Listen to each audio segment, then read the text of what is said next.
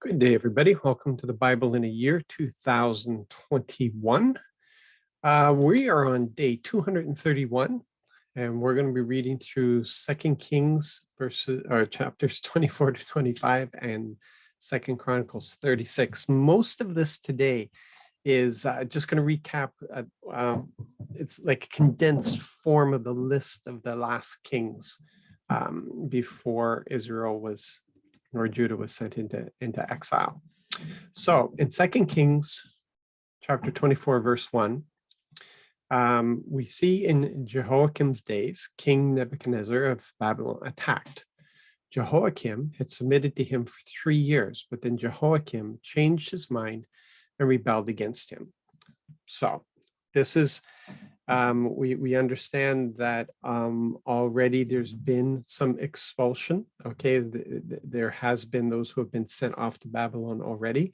Jehoiakim was put in place to be the king, and then Jehoiakim rebels, and so we find Nebuchadnezzar banging on the door once again. And then we have Jehoiachin. So in chapter 24, verses 8 to 9, he wasn't around for long. Jehoiachin was 18 years old when he became king, and he ruled for 3 months in Jerusalem. His mother's name was Nehushita. She was Elnathan's daughter and was from Jerusalem. He did what was evil in the Lord's eyes, just as all his ancestors had done. Now, when we say he wasn't around for a long time, it's not really true. There was 3 months where he was left in relative peace, but things unraveled after that. So we find in verse 10, he too was attacked. So at that time, the officers of Babylon's king Nebuchadnezzar attacked Jerusalem and laid siege to the city, which was a long siege, but not as long as some of them had been. So it took 8 years. 8 years. So he was king, but not of much. He was king basically of the city, but they waited around 8 years until he surrendered. So we have in verse 12, Judah's king Jehoiachin, along with his mother, his servants, his officers, and his officials, came out to surrender to the Babylonian king. The Babylonian king took Jehoiachin prisoner in the 8th year of Jehoiachin's rule.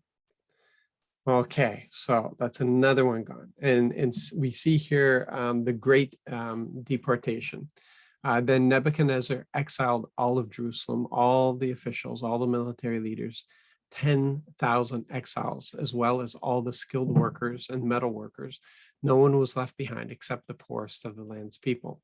Now, in saying this, 10,000 people are not much compared to the millions who had lived in Israel.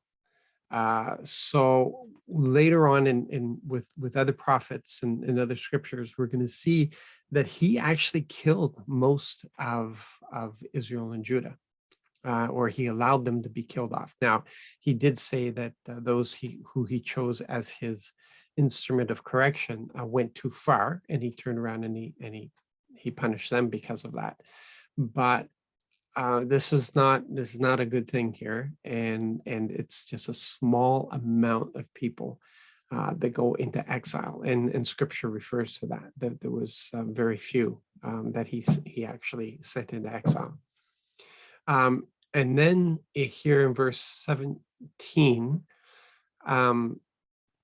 we have Jehoiachin's uncle, okay, now being put in place as king. So we see then the Babylonian king made Mattaniah, Jehoiachin's uncle, succeed Jehoiachin as king. Nebuchadnezzar changed Mattaniah's name to Zedekiah. Okay. So some of these names should be very familiar to you because of the various things that we've heard through the prophets so far. In verses 18 and 19 here, we have Zedekiah. Okay, so he's been put in place, but he's not much of an improvement on the others who went before him. Zedekiah was 21 years old when he became king, and he ruled for 11 years in Jerusalem. His mother name was Hamutal. She was Jeremiah's daughter, Jeremiah the prophet, Jeremiah's daughter, and was from Libnah. He did what was evil in the Lord's eyes, just as Jehoiakim had done. Okay, so it's 11 years that he rules. And I don't know what it is with these Israeli kings, why they think they could rebel against a king like Nebuchadnezzar. It's crazy, but this is what they did. So we find in verse 1 to 2 of chapter 25, now Zedekiah rebelled against the Babylonian king.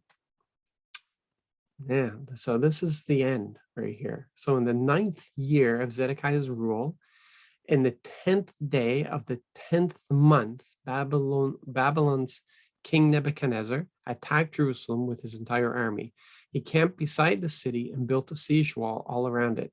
The city was under attack until King Zedekiah's 11th year. Okay, so here they're under siege for 2 years.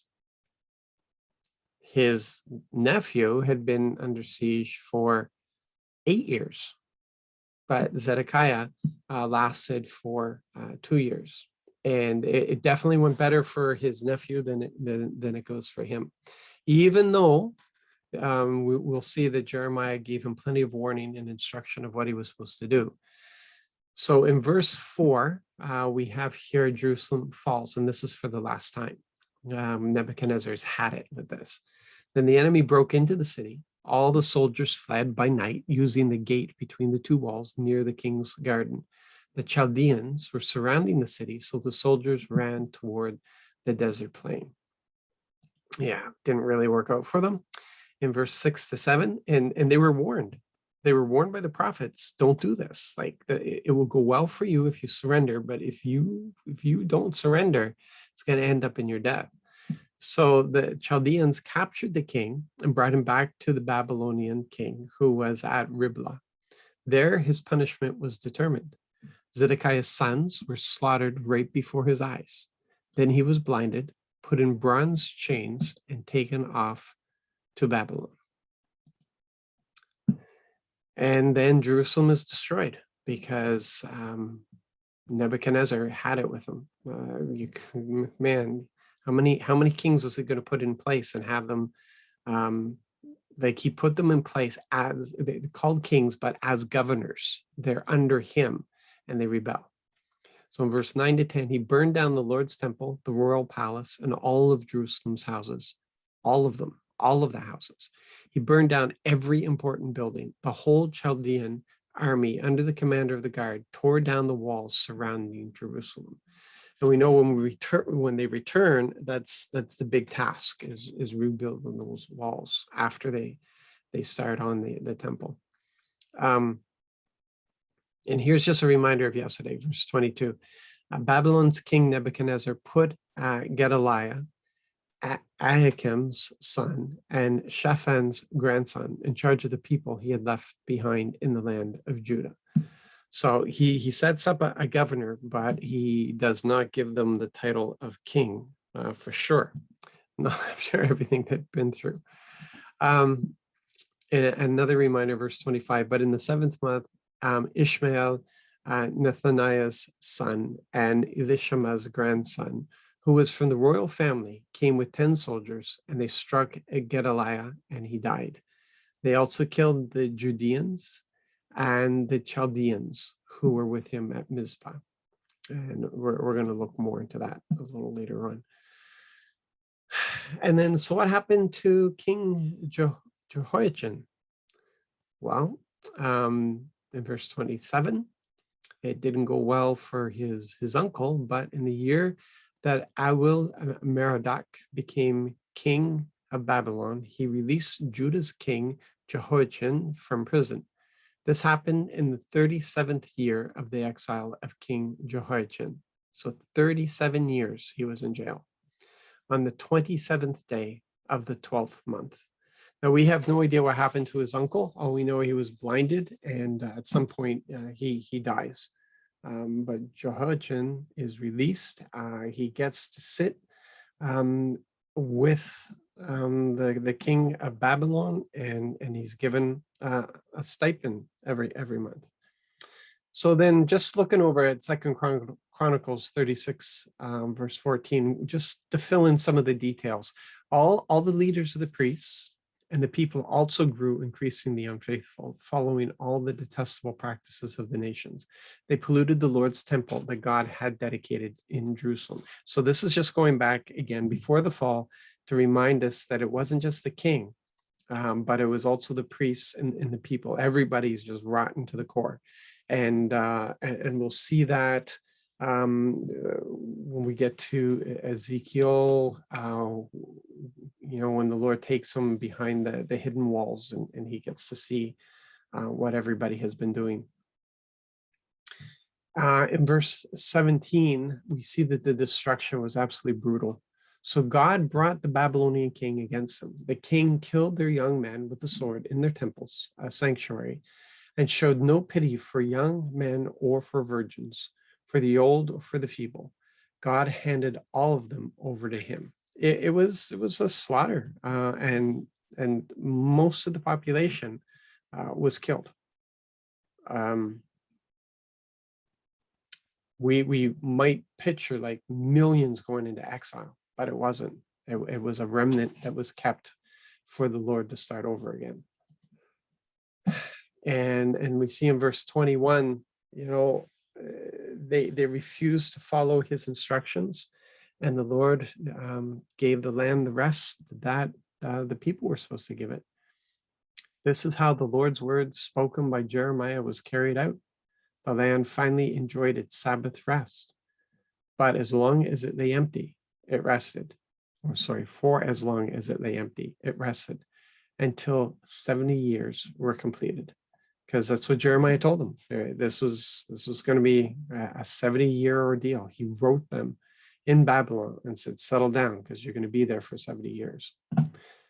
So in the first year of Persia's king Cyrus, so this is 70 years later, we're just seeing this prophecy fulfilled here in verse 22. In the first year of Persia's king Cyrus, to carry out the Lord's promise spoken through Jeremiah, the Lord moved to Persia's King Cyrus to issue the following proclamation throughout his kingdom, along with a written decree. We're not going to get into that, but that's where there was a release of the Jews to go back and resettle. And when we get into further details, we'll see that Cyrus had received word from the Lord that he was to allow the people to go and build a temple for him back in the land. Okay, so there you go. That just kind of gives us a little capsule here, so we can see that timeline that was going on. Just thanks for joining me, guys, and I pray that you have a fantastic day. Be blessed, be encouraged, and we will pick it up again tomorrow.